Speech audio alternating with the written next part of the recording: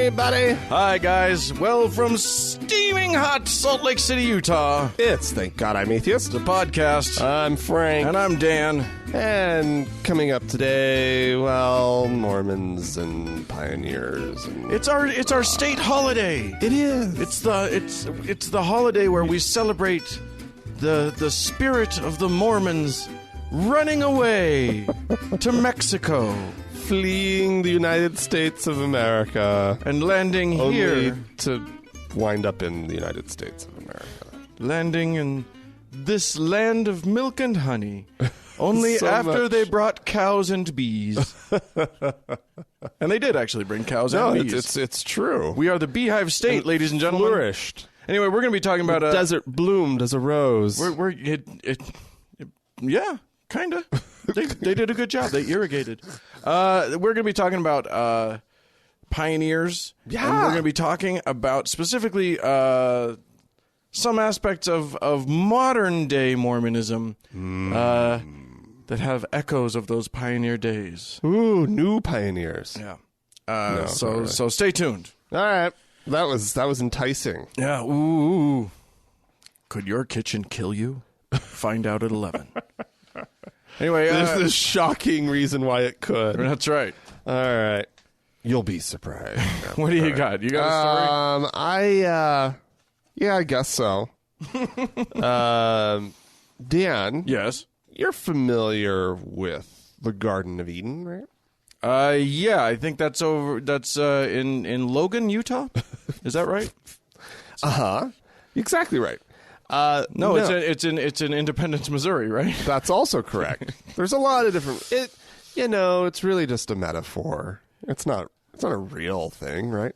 Well, UNESCO has declared a site in a bunch of wetlands, I guess, in southeast Iraq, to be a World Heritage Site now. And this is the region that is widely considered to be the Garden of Eden. Are we talking about Mesopotamia? Yes!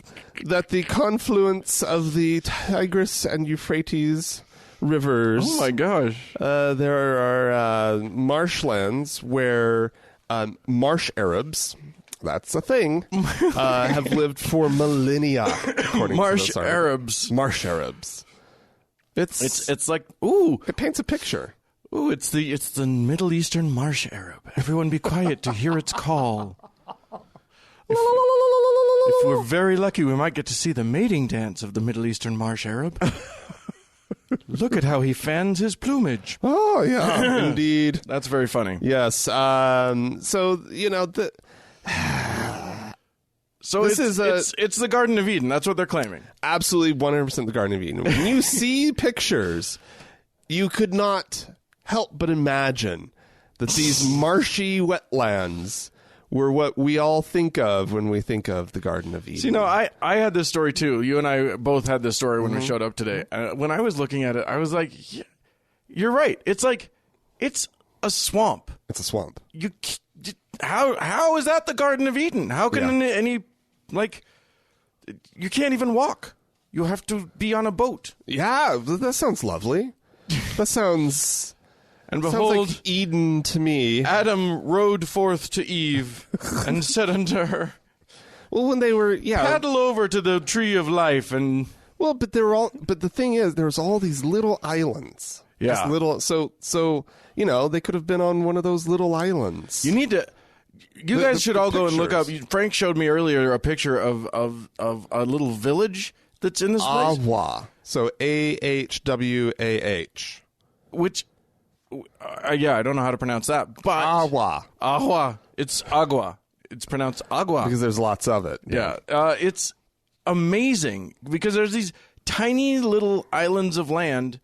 Each with a hut. Each has a hut on it. Or two. Yeah, it's amazing. And apparently... farm animals. Apparently the main thing to do in the Garden of Eden is hide kidnap victims or smuggle drugs or apparently Well, and it's interesting. This area has always has been used that way, right? For a while. Saddam Hussein actually drained the marshes. Right, because rebels were hiding there. Yeah, to smoke them out, And so, yeah, he accused the region's marsh Arabs of treachery during the 1980 to 1988 war with Iran. So he dammed it all up, and then. So I guess after his overthrow, the locals knocked down the dams and let the water come back in, and the area has been sort of returning to its original marsh glory. And then now UNESCO has recognized that this is actually a really important stopover point for birds in their migratory paths. There's I think I said like ibis and other birds. Yeah. That all make home there for a minute, right? And so it's actually this really important site. Now, I'll say this: was it the Garden of Eden? Was there a Garden of Eden? Of course there was. Of course there was. It had to be. Here's what I'll say: the next dictator who tries to dam up that thing, will think twice now that UNESCO's involved. Because they've done such a good job protecting other sites. Everyone's terrified of the specter of UNESCO. You don't fuck around. You see that UNESCO plaque, and you're like, oh, I was going to destroy this, but now. Well, you had better not. You might bring about their disapproving looks. They would have the worst disapproving looks. Extreme consternation, my friends. That's what you're facing. And nobody wants to face that. No. Never. The disappointment, the sheer disappointment that you would engender. It's actually worse to disappoint UNESCO than even make them angry. You'll make them cry. They can never trust you again. They are sensitive souls over there. We just don't think we can trust you anymore. Daddy. Here's an article from our local Deseret News. Oh, the Mormon Church-owned news source. So-called news. So-called news. Source. This one's an interesting one. Here's the thing. I started reading this, going into it thinking, I am going to mock the shit out of this. Oh, good. And then it changed my mind. What? How dare you? A Colorado pastor was talking to a guy who owned a local coffee shop. And, as pastors are wont to do, brought up religion and whatever. And he was like, no thanks, I'm an atheist, says the coffee shop owner, whose name, by the way, is Trax Henderson, Trax. Wow. Sounds made Trax. up. Sounds made up. I'm Trax. Trax the atheist. Anyway, these two, Preston Ulmer is the name of the pastor. These two got talking, and they started a club called the Doubters Club. And it's basically it started as a club for atheists and agnostics and doubters to go and talk about religion and debate things and talk about, which to me, the skeptic in me looks at that. The cynic in me looks at that and says, this is just a pastor's way of trying to convert people. And maybe this is just an atheist's way of trying to convert people the other direction, whatever. And I just thought, okay, so it's just a battle. Right. But apparently it's turned into this place where it's just you become friends with people who believe something different than you, and you talk about things that are important to you. I feel like it's good. Sounds awful. I feel like we need these conversations to be happening. Ugh, God. Who wants to be stuck in that conversation? Well, if it's actually respectful, if it's actually like a thing. I don't need, no. Okay. Well, and therein lies the problem. No! I don't want, you don't want that? It's not for you? It's just cringeworthy. It's annoying. Well, Dan, it's a good thing. Of course it's a good thing. I think it's interesting. I tend to wonder, makes me wonder how many people will change their views in which direction. Like what, in that kind of environment, surely somebody's going to switch sides at some point, but who? Who? Well, they opted to have the conversation in the first place. Yeah. They're Which doing is always They're doing it in risky. the church. Yeah. It's on the Christians' home turf, so that's no good. Point for them. Well, it's not like the atheists had home turf. Right. There's a coffee shop. Oh. So that is our home turf. I feel like that's kind of where we have. Yeah. Brunch. Yeah, exactly. I don't know. Then you've got that whole gay crossover thing, which that's risky too. Risky. It's all risky. It's all very risky. Just don't go out into public. That's the safest. It's probably best just for hole yourself up somewhere. All atheists to just stay in a dark, damp room. Don't ever talk to anybody. Yeah, don't play Pokemon. Go, guys. What? Nothing. I might be talking about that later. Okay. Okay, go. Dan. Yeah. Here's a surprising thing. Okay. Maybe not that surprising. 70,000 Muslim clerics in India have issued a fatwa, which is a word I love saying. Right. Fatwa. Against ISIS, the Taliban, and other terrorist groups. Ooh. A fatwa, Dan. Want to try that again? A fatwa, Dan. Wow. That's now wait, where are these clerics based? India. Oh, the Indian Muslims. So I mean, it'd be more powerful if these were maybe Saudi Arabian. Yeah, it would mean a lot more clerics. if it was. I think it's pretty easy for people to ignore Indian clerics. Well, that's horrid, Dan. I'm saying Middle Eastern. There's a hierarchy of clerics. Yeah. And a Saudi cleric is like top of the line, and then it goes down. Yeah, if you like buy into that whole Sufi, no, not Sufi. What is it? Sunni versus Shia versus No. The brand of Islam that's in. Yeah, you're right. It's there's those two, and then there's another subset that. Yeah, I don't know. Yeah, that didn't go anywhere. Oh, that sucks. No, anyway, so these guys, they are, of course, denouncing, these groups. Yeah. And they're saying that they're calling on the international media to stop identifying them as Muslim groups. Because no true Scotsman. Exactly. Yeah. And so, and therein lies the problem for me with this whole story. Right.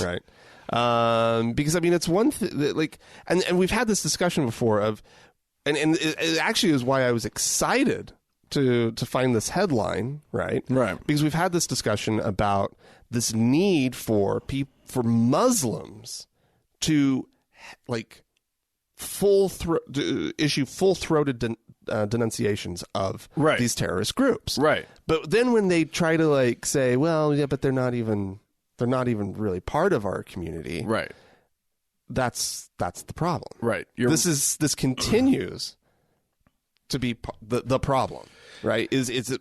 I think that Islam or Muslims really need to own the fact that there is a faction of their community that is fucked up. Right. And you can't just sit there and say, no. This is about peace and our that's not us. And the Quran line about killing one person is like killing all humanity or whatever the line is. Okay, great. Yeah, that you say that, but what about these fucktards over here who are, Well, and you kill. It's nice that they have one verse that says that's anti-killing. They also have 50 verses that are pro-killing. Exactly. So you kind of have to work through all of it. Yeah. And you have to, yes. But it is nice that at least somebody's doing something. At least they're denouncing. And fatwa is a big, scary word to us Westerners, so that means something. Fatwa. Next thing, jihad. They need a jihad. A struggle against ISIS. Anyway, well, that's good. Is it progress, though, Dan? No. I mean, it's not. It's maybe in India, maybe things just got a little more tolerant in Aurangabad.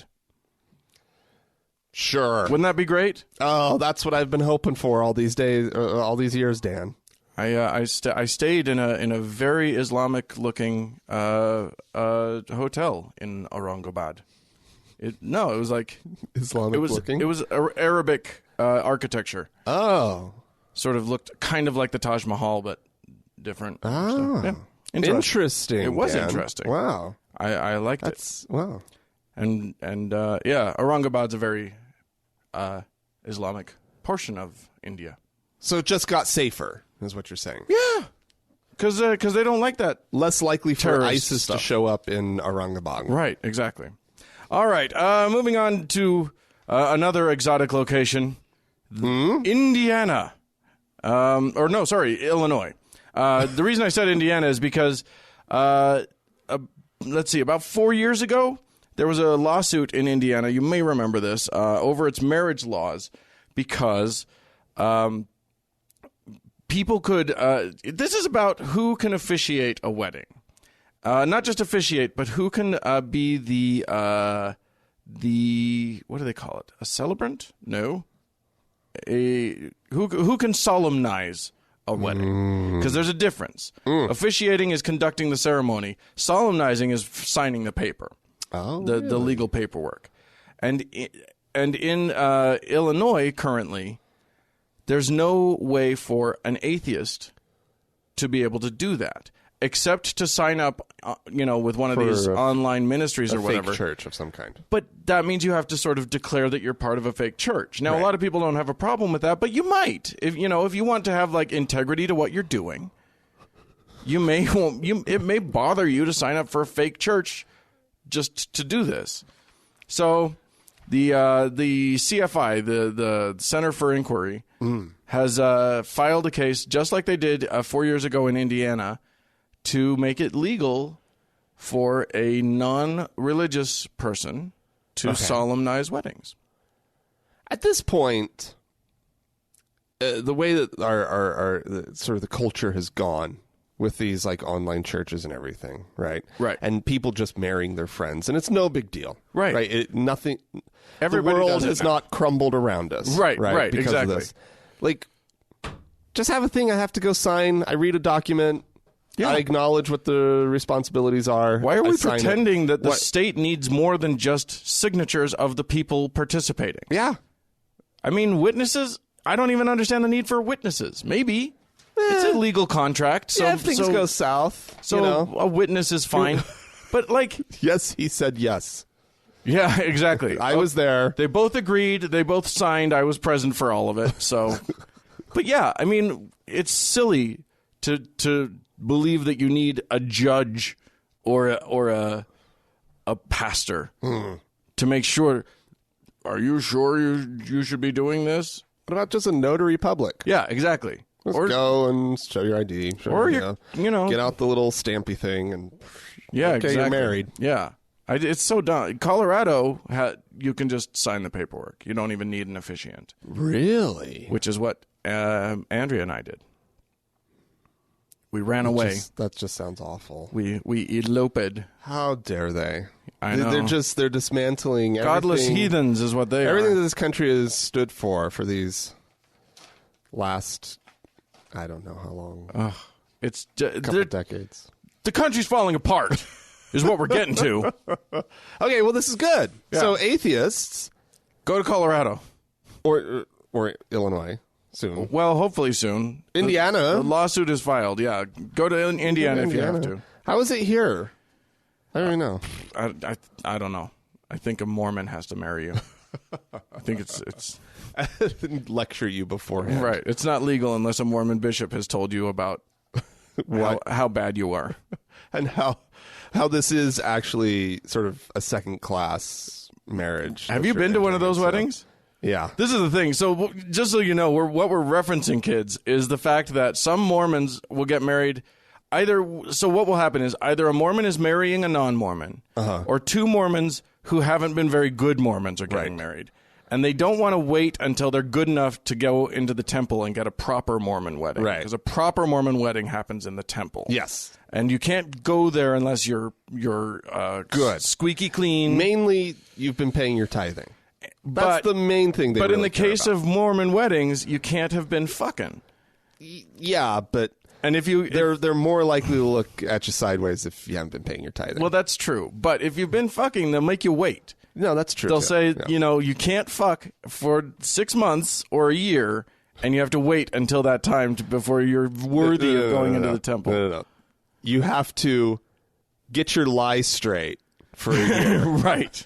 Exactly. Because you made their first mistake was actually admitting to it. Yeah, your only mistake was you go in there and you lie bald faced to your bishop, and then you can repent for that later. Anyway, But you get your temple marriage. so every now and then a Mormon bishop will preside over a non-temple marriage, and invariably, they get their licks in. They're instructed to. It's in the ceremony. It's in the guidebook Really? for conducting a civil. When a bishop conducts a civil marriage, there's a guidebook, It's so and it dumb. actually says that they're supposed to remind the couple publicly right, that this is not a temple marriage, right, and that they should be working toward a temple marriage. and there's all this coded language in it, like, and I marry you for time in this, and they.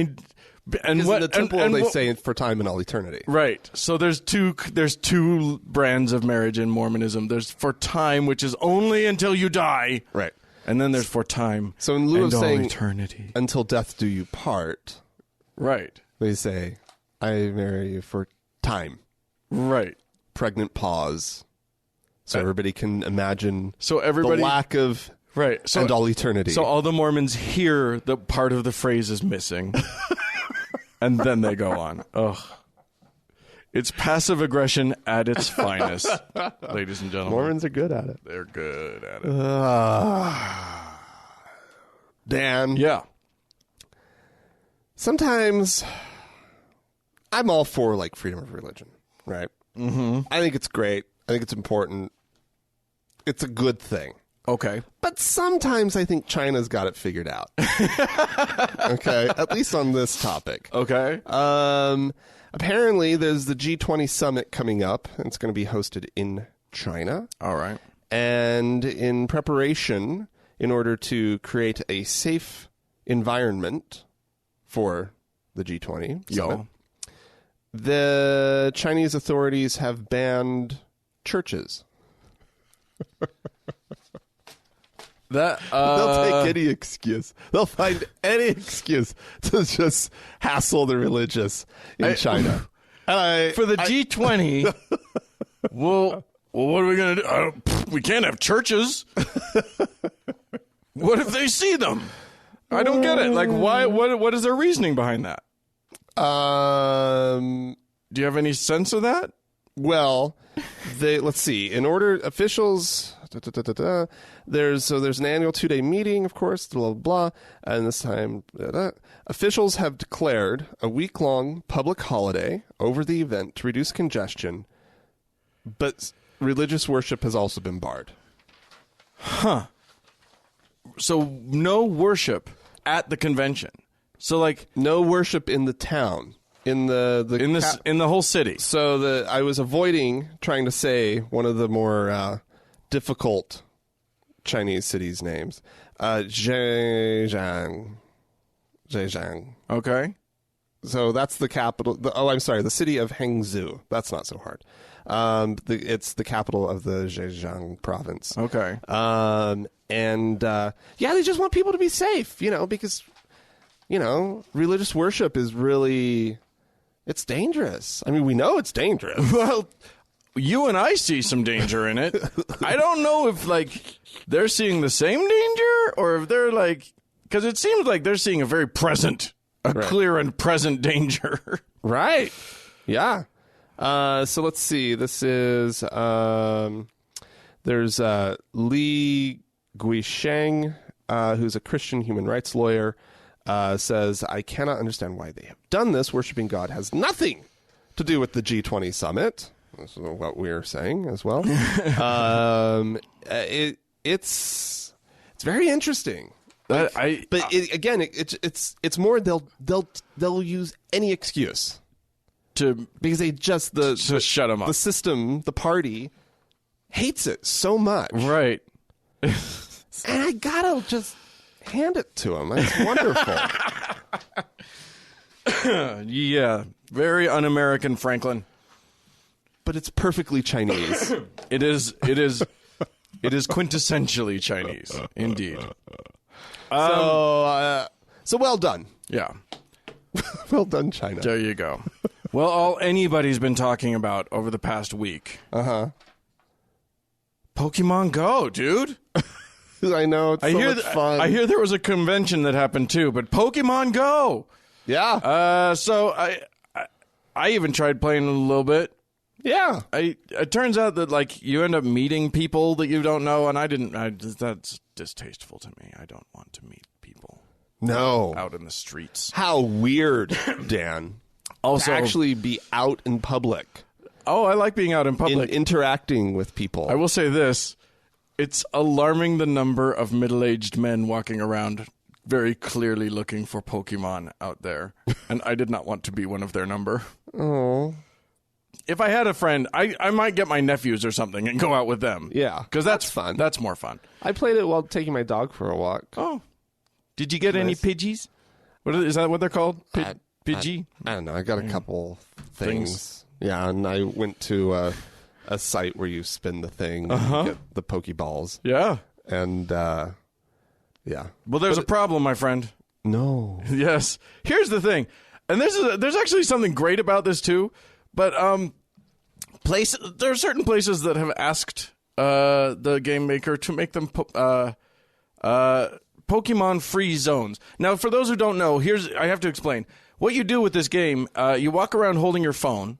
Your phone has the GPS in it. It's connected to, it's got basically an overlay over, Google Maps. So it knows all of the areas. Yeah. And certain landmarks in your neighborhood and all over the world are designated as Pokestops, where you go and you do the thing. And there are what they call gyms that are and all of this is in the real world. And you have to actually walk to these places looking for these things in the real world. And then you can capture little Pokemons that pop up all over the place. Yeah.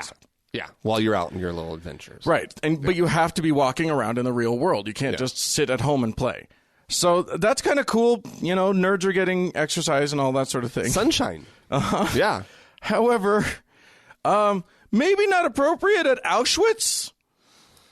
Yeah. So, that's a problem. There have been some places that have had to ask Nintendo or whoever to please make us a Pokemon-free zone so that there aren't kids running around whatever, a thing. I'm trying to think of a name. What's the famous one? A Pikachu. Yeah. It's a Pikachu. Yeah.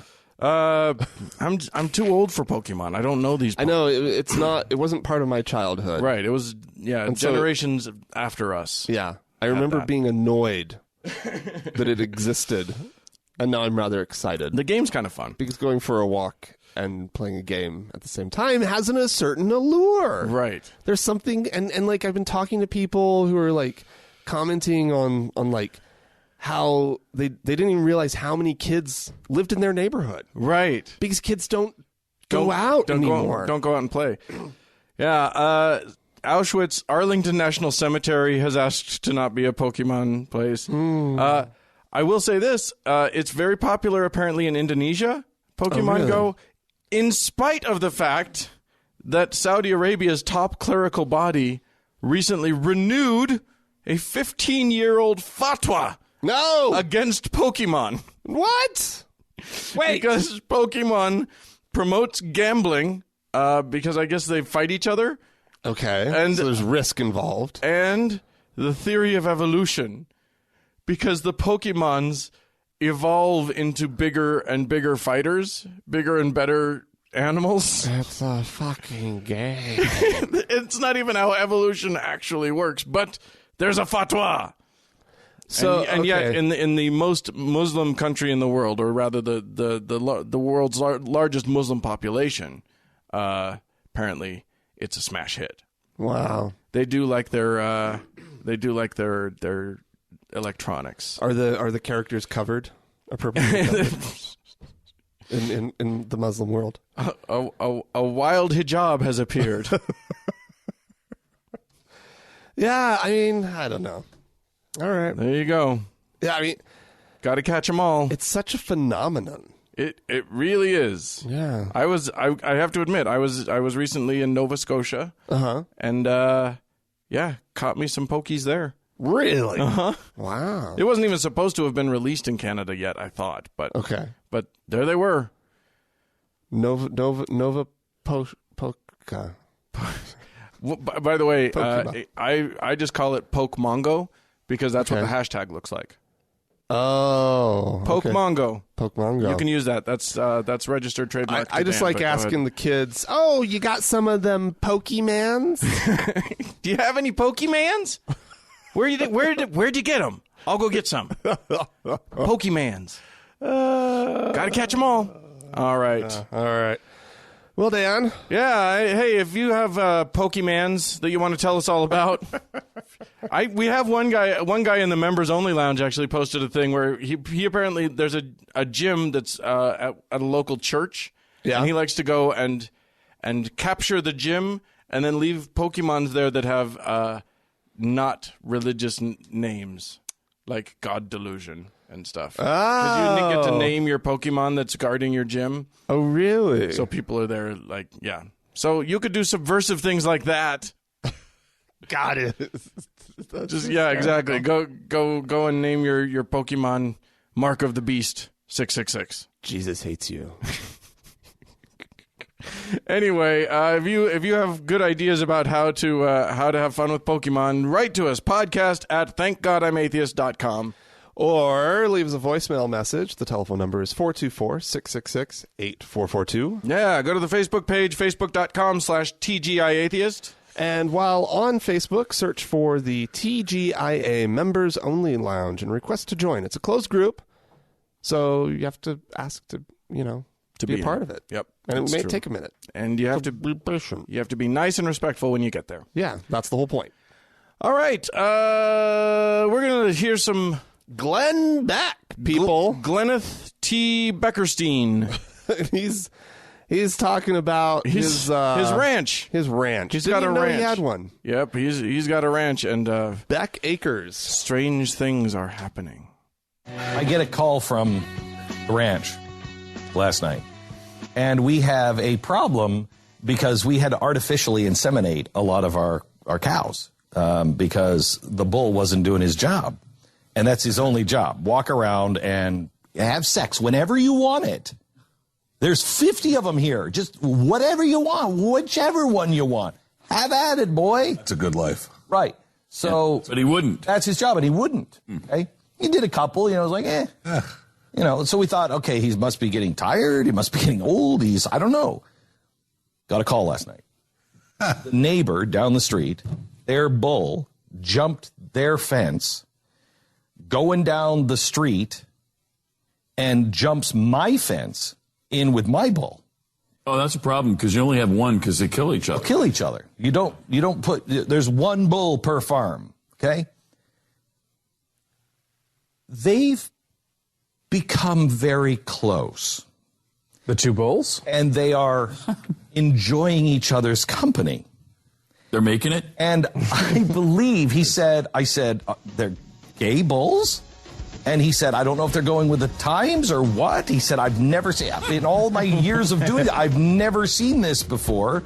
He said, but yes, they're I don't know. Can I be sued if I have to get rid of this bull and fire him because he's gay, because he's not doing his job? Or Wow. do I have to, I don't know what. I've never heard of that before. I mean, you find love where it is. That's right. That's right. I love where it is. Unfortunately, I need you to do the other job because I need to eat your children. Oh, God. Gables! It's Clark Gable. I get it. I love it. I would love, if I were a ranch owner, I would be so happy if I had if I had gay bulls. Well, you definitely create a Twitter feed for him. Yeah. Yeah. There's a whole series of things you do. You start charging people to come and visit. You march them in the gay pride parade. Oh, yeah. For sure. Paint a rainbow flag on them. Yeah. Hopefully they have sex right there on the... Have a matador with a gay flag. Olay. Gay ole. Yeah, I just think that that's very funny. Hey, guess what, Glenn Beck? Guess what, you Mormon? Yeah. Homosexuality happens in other species. Other species. It seems to be a perfectly normal, natural phenomenon. SSA. Yeah, exactly. Yeah. Yeah. Huh. Yeah. So I don't know. He may not be. I wonder how anti-gay he is. No, how gay this bull is. Well, right? you know, maybe he's the B in LGBT. Hey, bulls. He's right. Yeah. He's He's the B in LGBT. Is that what you said? Yes. I'm saying he might be a Bible. Where's the my bull? brain's not working. Sorry, that made me really laugh. There you go. Bible. You know, you gotta find love where you can find it. I mean, they were saying that. I just love that these guys.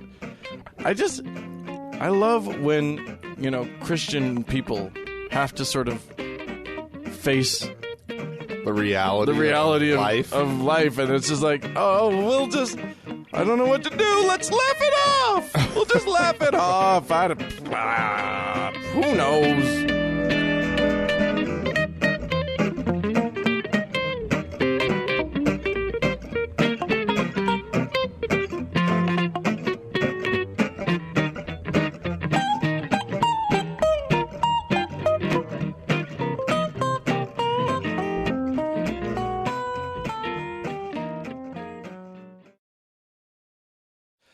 Anyway, we had some writers in, maybe a caller in. I have a caller. Yeah. Okay. Well, I'll read a thing, and we'll go from there. This is in reference to last week we talked about superstitions and various things, and I thought this was interesting. Hey, Frank and Dan, I've written in a few times and have been listening to you for a while now, and the conversation of drugs has never really been discussed in detail. Yeah.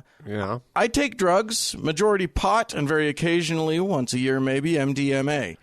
That's ecstasy for you kids out there. Oh no! As an atheist, I have realized that the trips, quote trips, or feelings I get during and after taking drugs are not deep spiritual connections with the universe. They don't tell me anything about the meaning of existence, and it definitely isn't God. So it's all in the head.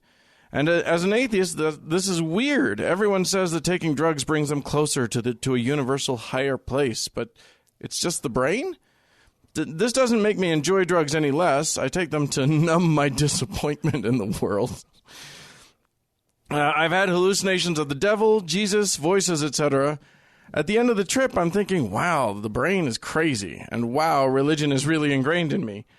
My experience has also made me say, has never made me say I want to convert. People who have near-death experiences often convert. They do not understand that they were either so drugged up in the hospital that their hallucinations are bound to happen, or when they do get close to death, your brain kind of switches off and can trigger all sorts of weird shit. Anyway, I just thought that was an interesting thought. Like, I know people who are not religious, and we did miss this one. I know people who are not religious who do drugs to be spiritual. Who do drugs because they feel a connection. They feel like they touch something deep in the universe that they couldn't touch. Yeah. And my feeling, moving experience. My feeling is that yes, it is just sort of you're fucking with brain chemistry here. You're gonna and certain brain chemistry, like we know that certain brain chemicals do have very specific effects on us. Oh, yeah. LSD has been found to make people feel spiritual. DMT, which is the active drug, which can be a drug on its own, or it's the active drug in ayahuasca. That totally makes people feel very spiritually connected. They feel like they've encountered a presence a lot of times. Right. But it's just you're just fucking with your brain. You're messing with your perception. brain. Yeah. It may feel And your brain's incredibly real. Trying to make sense of this very foreign experience. Right. They say You that know? so DMT is actually a naturally occurring, like we have it in our bodies naturally. And that's what they say happens right as you die. So people who have near-death experiences have this like DMT trip. Yeah. And then, they think, yes, your brain is the way that you perceive reality. So it's going to feel real Right. if it happens in your brain. It's going to feel like a real thing happened. Right. It's your brain! Anyway, that's an interesting thing.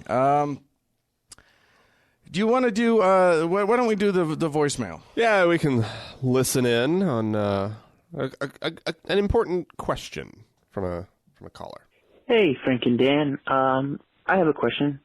What should I do about these Christians? Myself and a couple of my friends were walking downtown. Now, myself and one of my friends are atheists, and then the two other friends are Christians. I saw a group evangelicizing, or whatever you call it, across the street from us, and they were talking about how because gay people can get married now, the world is going to end. So I went on to say, I'm gay, I'm atheist, and I hope I'll go to hell. And I laughed about it, but it was one of those laughs so that you won't cry. And I kind of angrily walked away. Now, my two Christian friends seem to be offended, and even my atheist friend seems to be offended that I said something like that. In your opinion, what should I do? I felt offended by people like those people across the street spitting that stuff at me since I was very young. I've known I was gay since about 3rd or 4th grade, and I've heard that stuff all my life. But now when I say something, it's a problem. What should I do? Thanks, guys. Have a great day. It's a tricky position to be in. I'm going to just take a wild guess that this fellow is in the South. Okay. And that's based What on are you basing? Yeah. What is that? psychic intuition. Oh, yeah.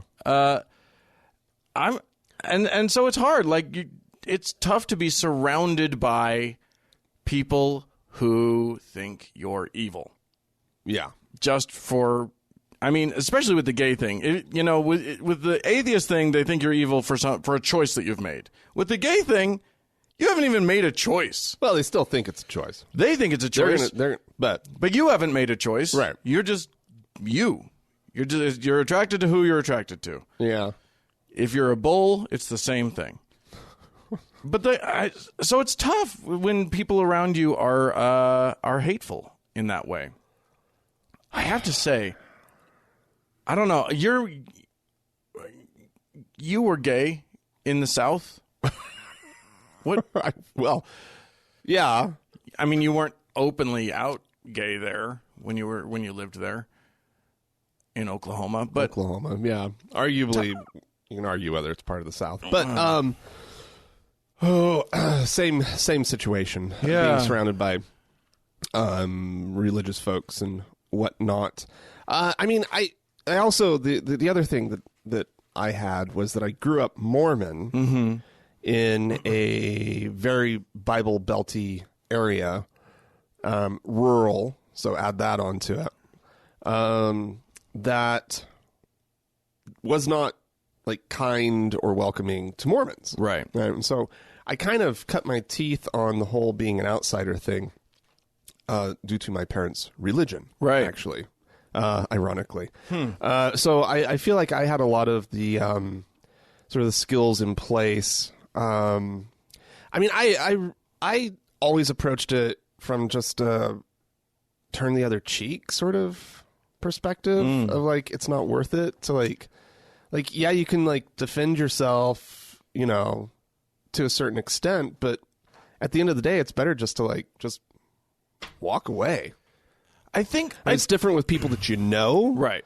But like, if you're facing something with just like, it dicks occurs in the school hall, right? I don't know, it's easier just to keep going. Well, the truth. Okay, so I think what has to happen here is that we, as sort of minority believers in this country as atheists, and gay people as people who are again in a minority group, in a marginalized group. You gotta find a way to make yourself right with you. Yeah, and it's absolutely vital that you fully embrace yourself and develop a thick skin, and because people are going to say nasty things, right? And once but the key to not letting them get to you is to own you, is to be right with you, because then they can say whatever they want, and you'll look at them and you'll roll your eyes and you'll be like, oh, those dipshits. Yeah. But they won't hurt you because you already know you're okay. Right. Yeah. I mean, I was fine as that kid in the high school. Right.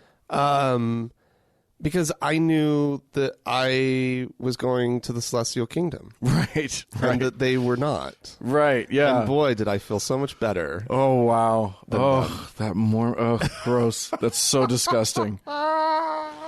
But that's where all of these people are coming from, right? The spiritual superiority complex that they have. Yep. And you know that it's not true, but you just get so right with you and find your people. Find your people so that you have a place where you feel loved and comfortable, and even if you can't find enough people in your neighborhood, find people online. Find people anywhere. Find your people and know that you are good. Right. Like you're okay as you are. Yeah. And the more right you are with you, the less anybody else's problems are going to be your problems. Right. You don't have to you don't have to worry about what they have to say because you're okay. Yep. That's as good as I got. Good, Dan. You know. Megan wrote in, said this is again about our discussion of superstitions. She says, sometimes I'm embarrassed to admit that tarot is my guilty pleasure. We were talking about you when your little tarot thing. I haven't counted lately, but I probably have close to 20 decks. Oh, wow. Do I think it's magical or foretells the future? No. I wish it was. But the artwork is gorgeous, all in itself, and the fact is, it actually helps. Reading tarot helps me deal with my depression. I know it sounds weird, but it helps me to investigate my emotions in a more healthy way. I use tarot mainly as a journal and meditation aid. And it's fun, especially at parties. I like the spookiness tarot evokes. But I've been told that I read tarot very well from friends and people I don't know well. And that I've freaked people out with my accuracy. No. But the truth is, tarot deals with virtually universal themes. The people I read for are going to relate to the cards because the cards are expressing generalities and experiences most of us go through, i.e. Barnum statements. And because they want to relate to the reading, and the reading. And of course, while I don't consciously cold read people, I'm sure I am just at least a little bit. Anyway, Right. love the podcast. Cool. Thanks, Megan. Yeah, there you go. When it's just for fun, fine. It's only a problem when people think that there's something magical happening. Unfortunately, what's funny is that people want to believe that something magical is happening. I've seen people who have been told that they were getting a reading from either a fake psychic or blah, blah, blah. Like they go through the reading and then afterwards they're told this was fake. And they go, oh no, that was real. I don't know if the person may not think that it was real, but it was real. Yeah. They tapped into something very real. So Ooh, that's really creepy. if somebody wants to believe, they're a gonna. Yeah. I got one more email. This one's going to be a little rough. Not rough. We're going to get a little serious for a second. Okay. Hi, Frank and Dan. I was listening to the last episode, and you were talking about hell and superstitions, and it hit on something that I've been struggling with a lot lately. I was raised Catholic and have been atheist since about the end of high school. For the most part, it's been a positive change in my life, but things have gotten more complicated. For a while, life has been bad, really, really bad. So bad that I've been wrestling with the idea of suicide. I was suicidal for a while in high school, and in large part, it was only the idea of hell and fear of continuing my suffering forever that kept me from doing it long enough for the help I was getting to actually work and life to improve. Now I don't have that same conviction. Though there have been bad days where the idea that just maybe the Catholics are right and hell would be a thing has kept me from doing something ridiculously stupid on the off chance that I would end up suffering forever. But something you don't actually believe in is really isn't much of a safety net to rely on. So I've been trying to find reasons within being an atheist on why that would be a terrible idea and I shouldn't do it. Often what I found people point out is that since there's nothing after this, this is the only life you have, so why would you want to toss it away? It's all you've got. Make the most of it. And that works to a certain extent, but it also feels like if this is the only life you have and it's shit, and it's been shit, and you even when it isn't, you know shit will just come again sooner rather than later, why put yourself through that? I guess I was wondering if you guys would have any advice or insight. All the best, D's nuts. Just kidding, he says, Elliot. Well, that's a good one. That's an interesting point because I think the religious have a very powerful deterrent there, and we don't have that same reasoning to keep us from the ledge. Well, and you and I, Frank, we should start by saying that while Elliot, we care about this and we care about you. right. We're not experts at this at all. No. And there are experts out there who would be much more helpful, and we encourage you to go to them. Seek them out. There's the National Suicide Lifeline. There's also Grief Beyond Belief. Yep. Which is an atheist organization, entirely belief-free. Are they suicide prevention? That's part. Well, I think they have Okay. I mean, a lot of suicide revolves around grieving. I don't know Sure. if that's something that applies to Elliot, but Right. And there's also what's the atheist one? Okay, I should have been more prepared. Yeah. But nonetheless, I mean, I mean, just thinking about, reasons to live, right? And trying to come up with things that don't sound like platitudes, Right. That's hard. I do think though that, you always have to consider the people in your life, I think, and accept and know that your loss would be really awful for them, right? And that's and so I mean that's thinking a little altruistically, and I know that in depression that can be hard to do, Right. but That's a thing. But that's a thing. There's also, that you have to remember, I guess, your good days, and not just, I don't know. I think depression is so hard and so tricky, and seek therapy because part of the deal here is that what you have to do, I'm guessing, is work toward finding out what reasons you have. You specifically, not me, not Frank, not anybody else. What reasons you have for living, what your connections to this life can be, where your meaning lies. Yeah. Because meaning is important. And there's a reason there somewhere out there you can find your meaning in this life. Now you may need help with that. And I think that that seeking some therapeutic help could be very, very useful to you. It's been key. It's been absolutely vital in my life. I've battled depression and anxiety for my whole life, and it's been delightful and super helpful. And I'm a very happy and a very fulfilled person because I did a whole lot of very hard work in therapy. The National Suicide Prevention Lifeline is 1-800-SUICIDE. That's 1-800-784-2433.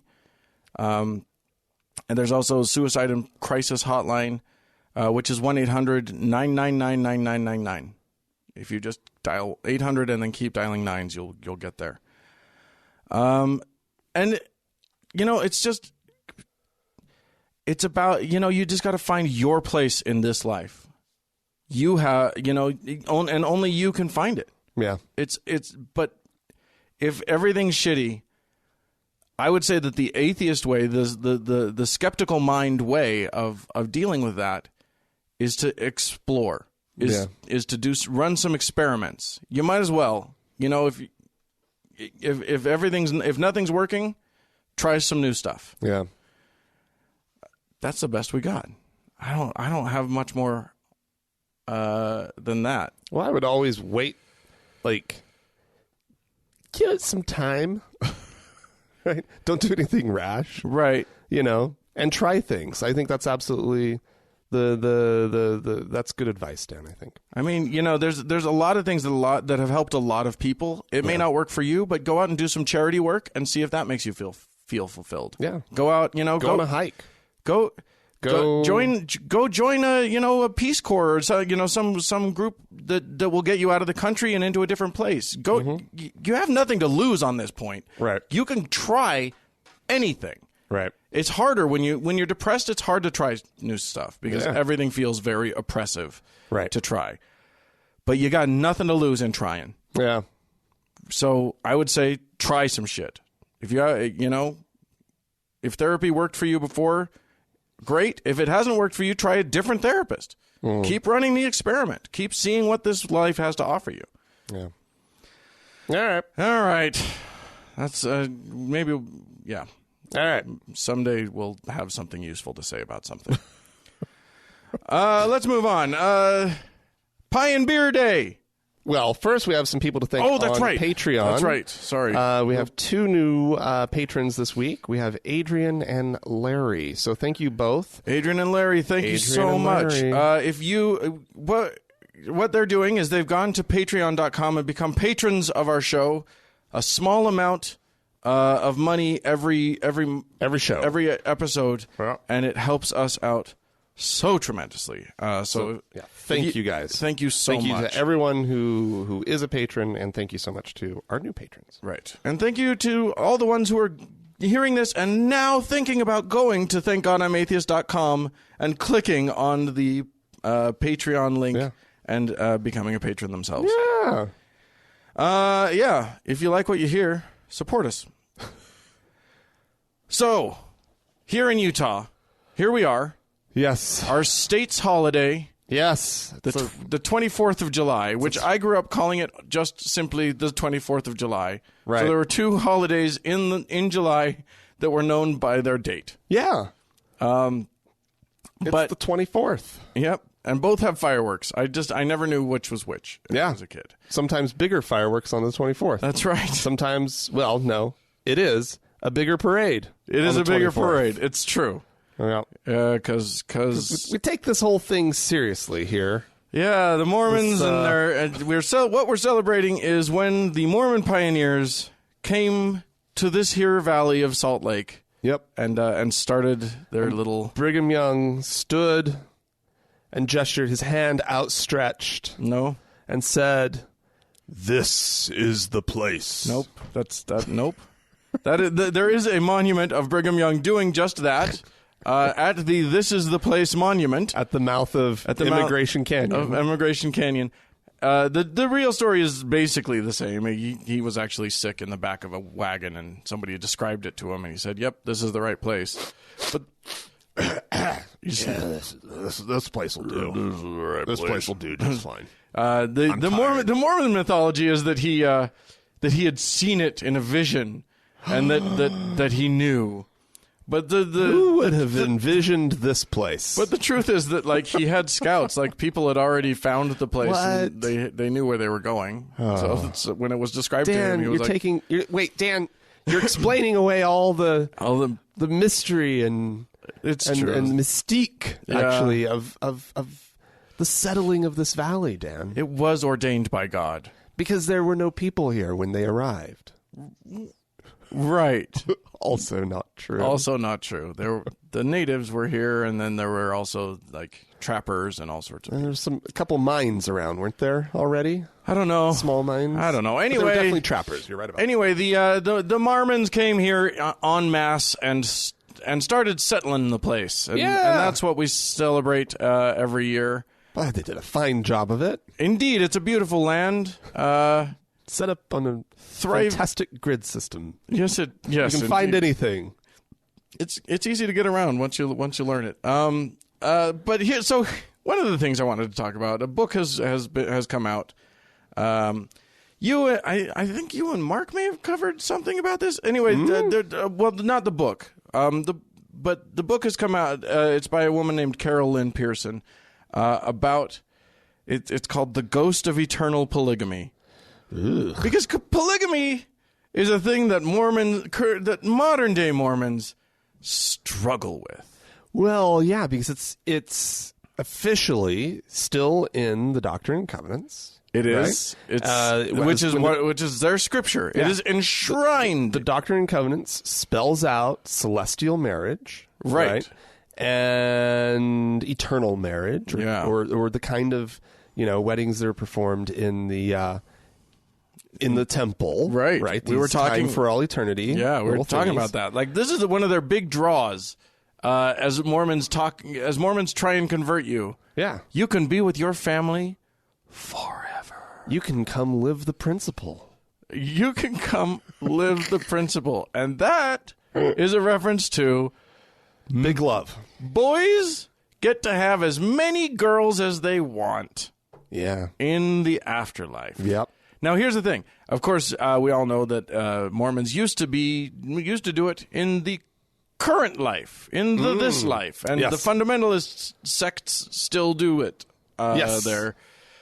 It wasn't always a pleasant thing for the lady Mormons. No, Dan, it was glorious. It wasn't always. They something... shared in the housework and the tedium. Now there are some accounts of women like really loving the polygamous life. Because sister so and so, my sister wife can take my little brat for a while. And what about sister so and so over there?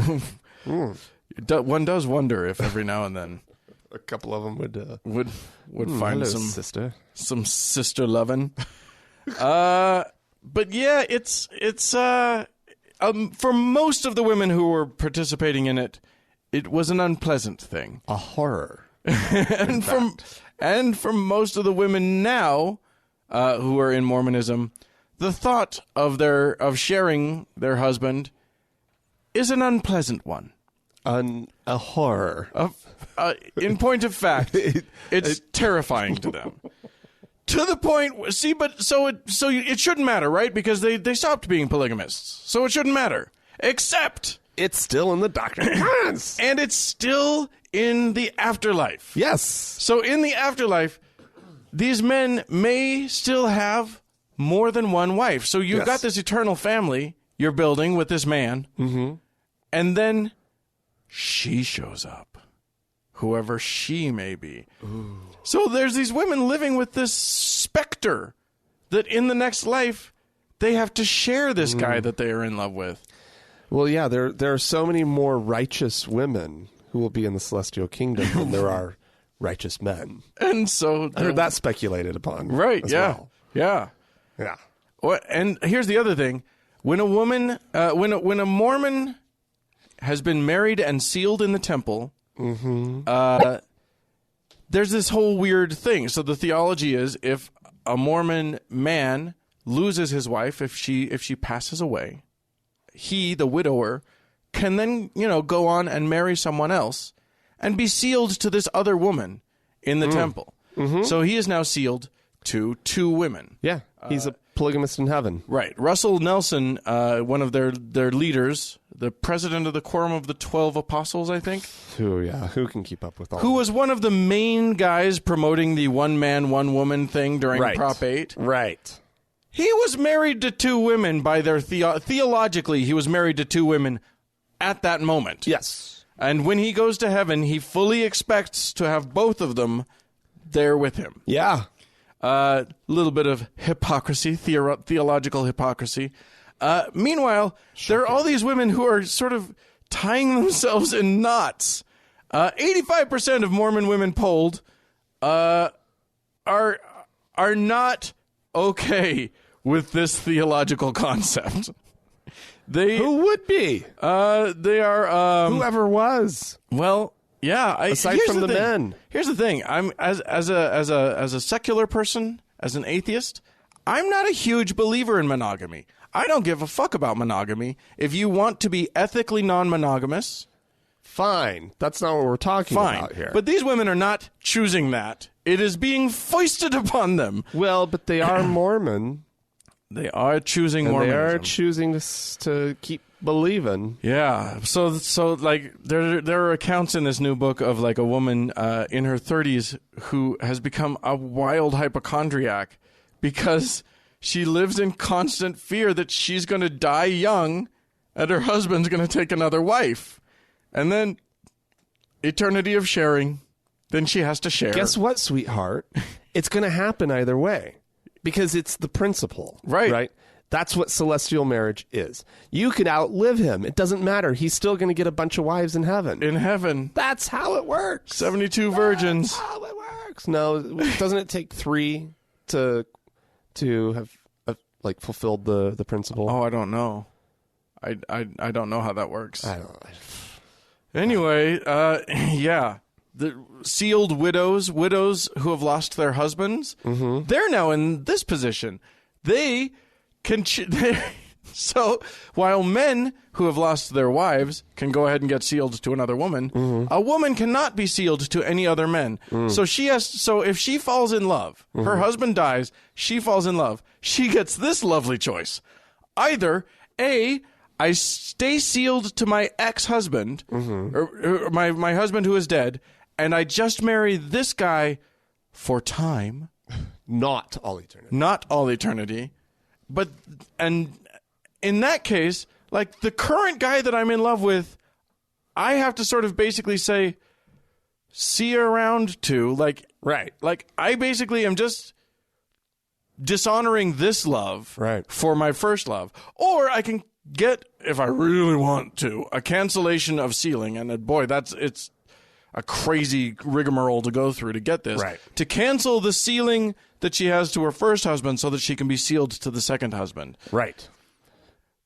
But that dishonors the first husband. Right. It's such bullshit. But Dan, this... You're doing somersaults here that don't need... That's what the millennium is for, Dan.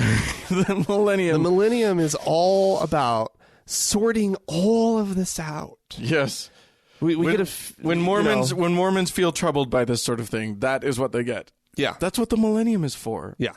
It is 1,000 years of clerical paperwork. Yes, they love it, To Dan. sort out all of the bits and bobs, the confusing points. Believe me, Mormons will love it. They would love that. Never have there been a people whose conception of heaven would just involve paperwork. It's Mormons. They 1,000 years of Filing in triplicate. Oh, it's triplicate!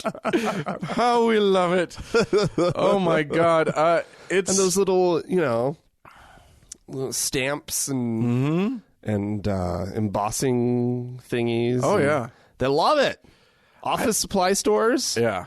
Oh, There's a guy that's fairly prominent in the atheist community, a guy named Richard Carrier. There's some trouble surrounding that name also in the atheist community, but he is a scholar. He's written about he's an ancient religious or an ancient cultures scholar, so he's written about the historicity of Jesus Christ, all that sort of thing. But he's lately turned his eye toward the concept of non-monogamy and has been writing about that. And it's an interesting thing. Maybe we should probably do a segment on that at some point about monogamy and whether human beings were even meant to be monogamous or evolved to be monogamous. But here's one of the points. What the Mormons do is not, or what they did, and what they apparently do in eternity, not ethical. It is when it's available to one gender, to one sex, and not to the other. Right. That's some bullshit right there. That, Dan, that starts to get really complicated. The men and the women get to have multiple wives or multiple spouses. Yeah. Craziness. You get like these cross-webbing, strange relationships. A love square. It's horrifying. Who knows what will happen? Horrifying. I'm married to her, but she's married to those two guys, and them guys are married to those two ladies, and she's married to another woman. Who knows? Mass hysteria. Beautiful. It's isn't it? It's a utopian future that we imagine. But let's look to the past. Think about those covered wagons going across the plains. Oh, so lovely. Happy Mormon Day, everybody. And go out and light some fireworks for Brigham Young. Yeah. Drink some whiskey. That's what I'm going to be doing. I'm going to be heading up to the High West Distillery to have Brigham's Valley Tan. Brigham's own Valley Tan, Brigham's own recipe for whiskey. Don't tell the Mormons about that. No, not at all. They don't know. Well, Dan, if anyone would like to chime in on all these, how can they do that? You can write to us, podcast@thankgodimatheist.com. Or you can leave us a voicemail message. The telephone number is 424-666-8442. Yeah, go to the Facebook page, facebook.com/TGIAtheist. And while you're on Facebook, search for the TGIA Members Only Lounge and request to join. It's a closed group, so you have to, wait for us to let you in and all that. Yeah. Hey, don't forget that if you like our show and you want to show it, if you're happy and you know it, go to thankgodimatheist.com and click on the Patreon thing, and then Frank will read your name on the air. And thank you. And we'll be really, really appreciative. Yeah. It would be great. Thanks to the Red Rock Hot Club for the use of their fine, fine music. And thanks to Mackenzie for all her help on Facebook. Yeah, she's amazing. And thank you, dear listener, for tuning in. We sure do appreciate you. Bye.